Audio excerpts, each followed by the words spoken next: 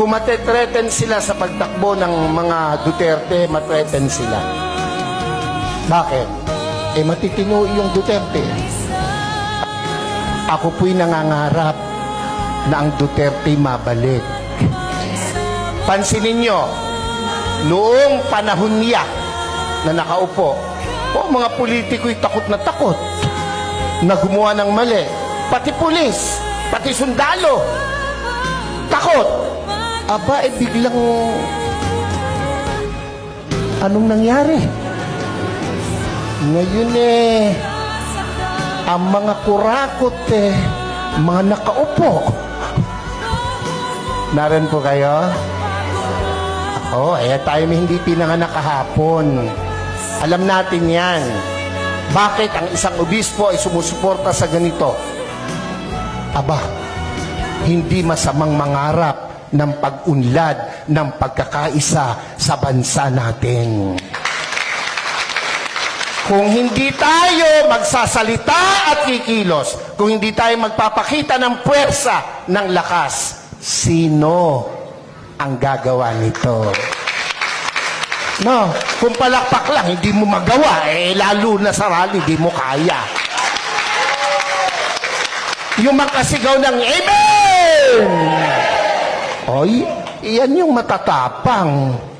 Dapat, ito ang tandaan nyo, ang buhay natin, minsan lang. Pakisabi mo sa katabi mo, mamamatay ka rin. Sabihin mo, malapit na. Pero, bago mamatay, napakagandang nagparinig ka, nagparamdam ka para sa bayan. Yun ang pinakamahalaga sa lahat. Amen po? Ako po hindi takot makulong, mabugbog, basta't iparamdam mo yung gusto mong iparamdam. Mga Bulakenyos, mga kasama kong taga-Caloocan, Zambales, Pampanga, hindi masama na suportahan natin itong rallying to. Yung iba na pe-pressure ng kung sino, natural lang yun. Ang nami-pressure sa kanila, siguro nasa taas. Dahil kung nasa baba, hindi nila papansinin. Pero, tayong malaya, huwag tayong pa-pressure kahit kanino. Minsan lang ang buhay natin. Sabi mo sa katabi, mamamatay ka rin. Sabi mo, mamaya lang. What?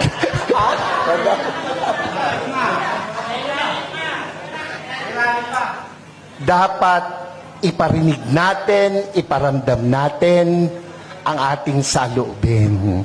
We are not against the government. Never. And never will.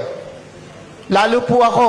Nakapula nga ako Naran ba kayo? Pero, kailangan nilang makita, kanilang dapat marinig, ang dapat makita at marinig. Gera?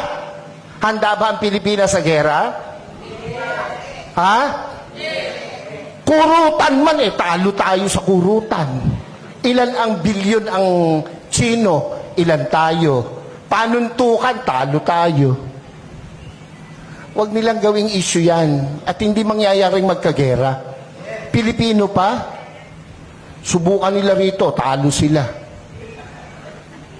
Kung ang laban lang ay chismis, panalo ang Pilipino. Ewan ko ba sa Pilipinas walang chismosa? Wala Mamatay na sana, Lord, yung mga nagsisinungaling.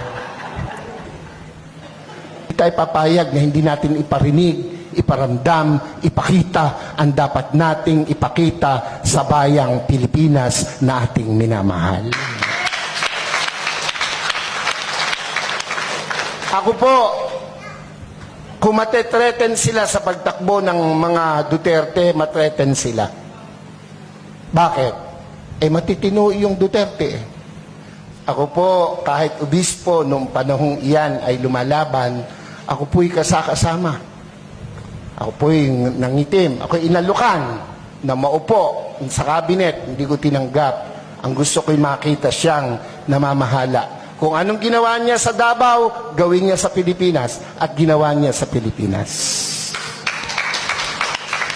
Mabalik yun, ako po ay matutuwa.